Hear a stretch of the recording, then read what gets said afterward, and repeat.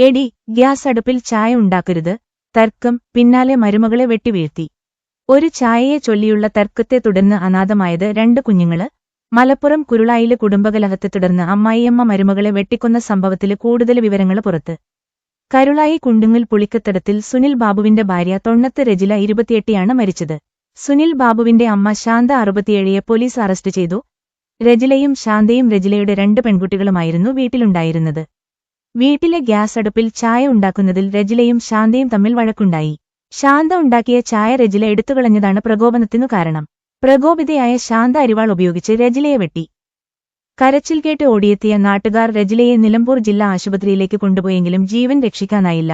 അമ്മായിയമ്മയും മരുമകളും തമ്മിലുള്ള കുടുംബ പ്രശ്നത്തിൽ അനാഥരായത് ഈ ചെറിയ 2 കുട്ടികളാണ്. അച്ഛൻ സുനിൽബാബു ജോലിക്കുപോയ സമയത്താണ് രജിലയെ ശാന്ത വെട്ടിക്കൊലപ്പെടുത്തിയത്. കുട്ടികളുടെ കരച്ചിൽ കേട്ടാണ് അയൽക്കാർ ഓടിയെത്തിയതും രജിലയെ ആശുപത്രിയിലേക്ക് കൊണ്ടുപോയതും.